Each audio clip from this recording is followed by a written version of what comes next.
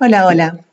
Hoy te quiero hablar de un tema que a mí me parece altamente delicado, que es cuando toda esta teoría de la manifestación, de la creación de la realidad, produce culpa. Produce culpa muchas veces porque me ha pasado escuchar a pacientes y a personas que vienen a consultarme de que en realidad tienen una enfermedad, que muchas veces son enfermedades crónicas, y aplicaron la técnica y la teoría y estudiaron sobre manifestación y el síntoma no se movió y el síntoma no se corrió del lugar. Entonces, en este punto, muchas veces vienen personas con mucha culpa, con mucho malestar y a veces con vergüenza. ¿Cómo puede ser que yo haya creado esta enfermedad? ¿Cómo puede ser que me haya tratado a mí misma, a mí mismo de esta manera y que encima no tenga la posibilidad de transformar este proceso? Aquí es en donde a mí me parece que son temas altamente delicados y cuando realmente estamos hablando de salud humana, necesitamos tener en cuenta muchísimas otras variables. Para que se genere una enfermedad es necesario que sucedan muchísimos eventos que no tienen que ver solamente con la parte psicoemocional del proceso de enfermedad. A mí me gusta decir que toda enfermedad tiene una parte psicoemocional, pero que claramente no es toda psicoemocional. Y cuando estamos hablando de cáncer, de diabetes, de miopía, de algunos procesos que realmente son como crónicos y por ahí la persona nació con esto. Bueno, podemos decir que hay muchísimas otras variables, ¿no? Muchísimas otras variables que influyen en un proceso de enfermedad. Entonces, cuando hablamos de creación de la realidad, si este es el primer podcast que ves, te invito a que veas también los anteriores, porque hablábamos claramente de esto de que incluso en esta parte de creación de la realidad más psicoemocional, tenemos el espacio personal de creación de la realidad, tenemos el espacio transgeneracional de creación de la realidad y tenemos el espacio colectivo de creación de la realidad. Incluso en esta partecita que hace a un proceso de enfermedad o de sanación o de sanación, que es la parte psicoemocional, el sentido de los síntomas, cuál es el aprendizaje que puedo extraer de aquello que sucede, tenemos todos estos ámbitos también. Entonces, una persona puede estar siendo el paciente identificado en un sistema familiar y puede estar portando los síntomas de todo un sistema. O una persona puede estar portando los síntomas de todo un colectivo, del sistema educativo, del sistema de salud, del sistema que son instituciones que quedan dando vueltas dentro de nuestra humanidad y muchas veces sin ser revisadas, sin ser tenidas en cuenta y por supuesto que generan síntomas. Por supuesto que generan síntomas, ¿no? Entonces, incluso en este rasgo, en esta partecita psicoemocional es mucho más complejo, es muchísimo más complejo.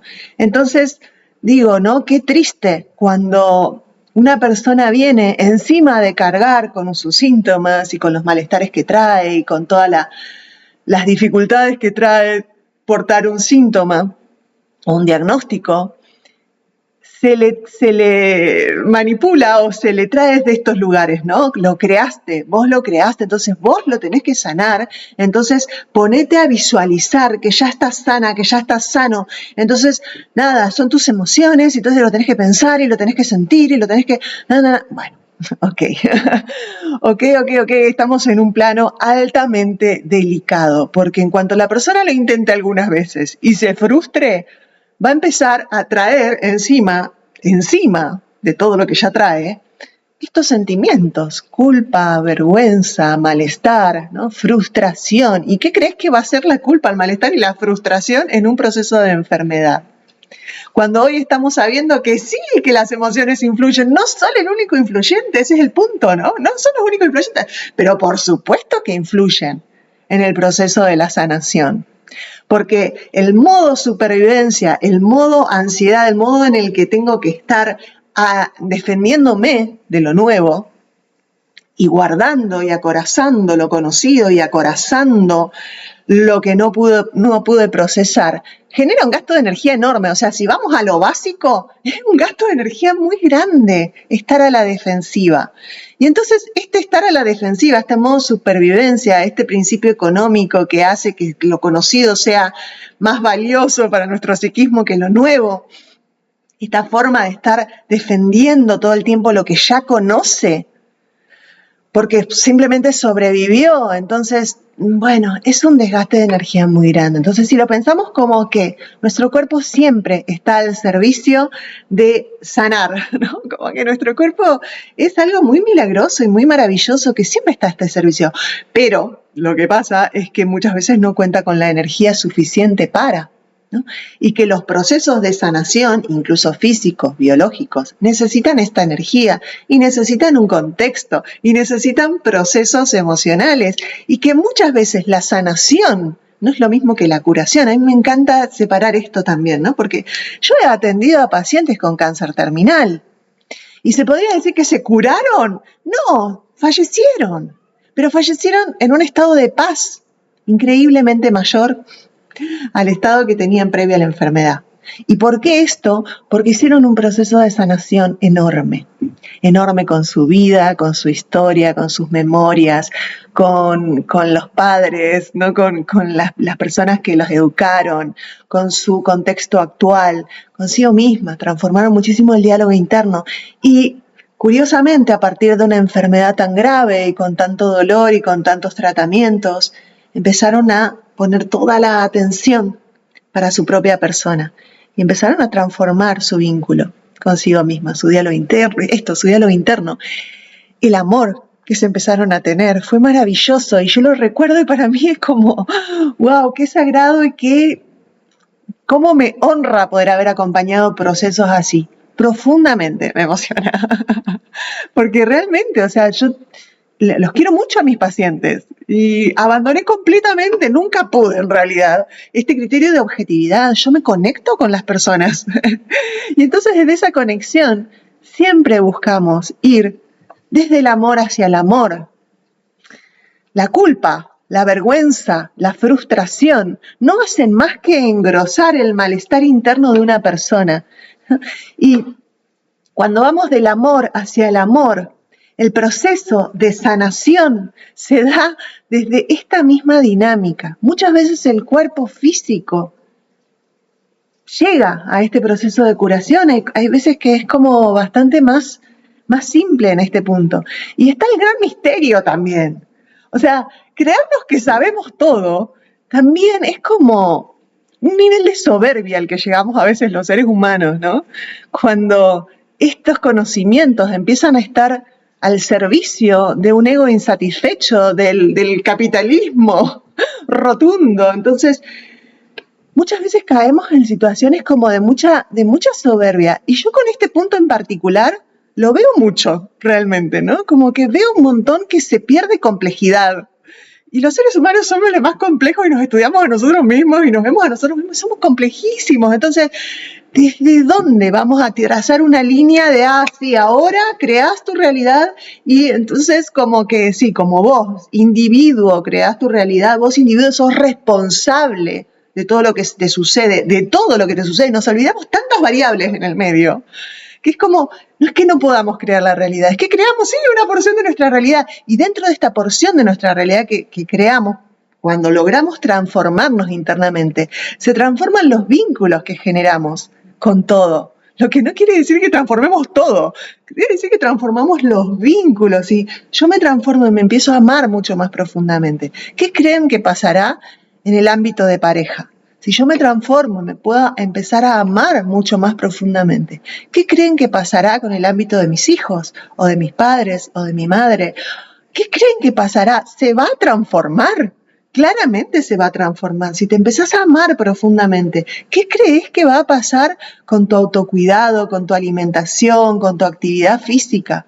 ¿Vieron que es mucho más profundo? Si te empezás a amar mucho más profundamente, ¿qué crees que va a empezar a pasar con alguna enfermedad que traigas?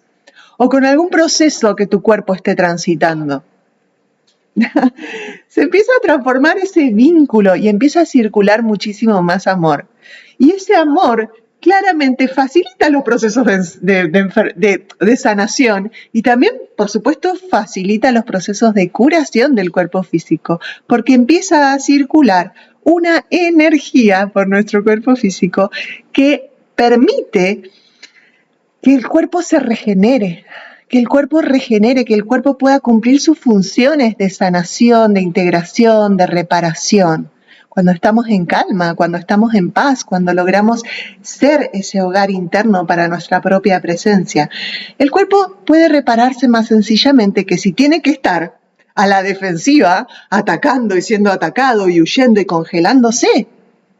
Entonces, esto es como muy básico en este punto, ¿no? Pero bueno, qué importante tenerlo en cuenta, qué importante tenerlo en cuenta. Y muchas veces nos pasa que ante la complejidad, el mecanismo ¿no? Simplifico, lo tomo, lo agarro y lo suelto.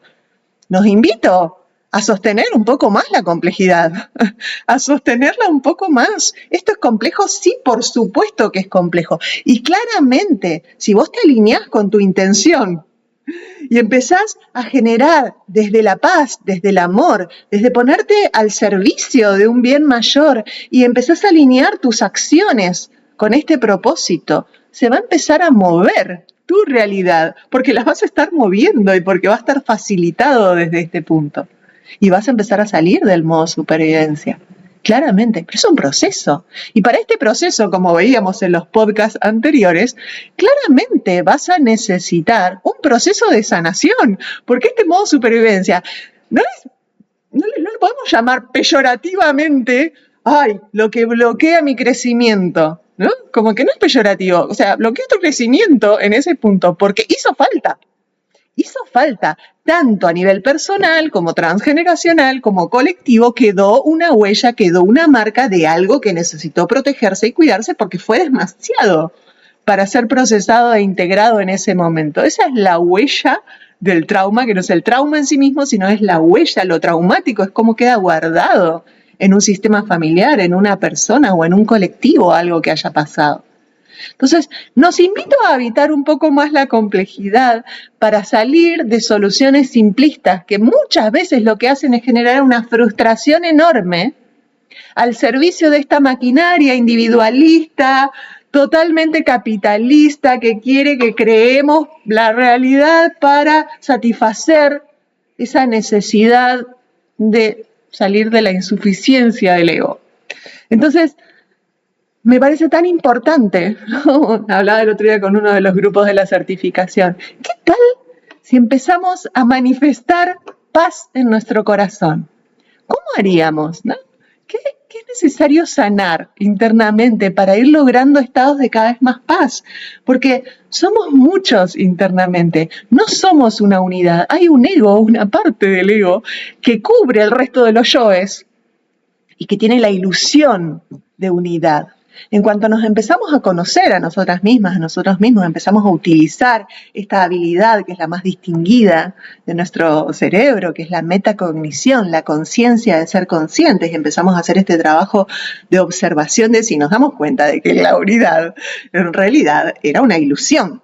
Claramente, ¿no? Aparecen distintas partes, con distintas motivaciones, con distintas personalidades, y el trabajo de empezar a observarlas, a sentirlas, a reconocerlas, a transformarlas y a integrar es un trabajo profundamente maravilloso, que sin duda, con mucha perseverancia y con mucho amor, nos va a ir llevando cada vez más a emociones elevadas, paz, gratitud, amor, rendición, aceptación, ¿no? Es como, wow, qué hermoso un proceso así. Y desde ahí, claramente que vas a estar mucho más alineada, alineado para que desde esas emociones elevadas, la visión, porque vas a empezar a ser cada vez más uno. O sea, si eras 15, vas a empezar a ser 10, de 10, 5. Y claramente es más fácil ponerse de acuerdo cuando sos menos, hasta que vas logrando una unidad y te podés sostener en esa perseverancia de ser quien realmente sos. Y si todo este proceso lo pones al servicio de un bien mayor,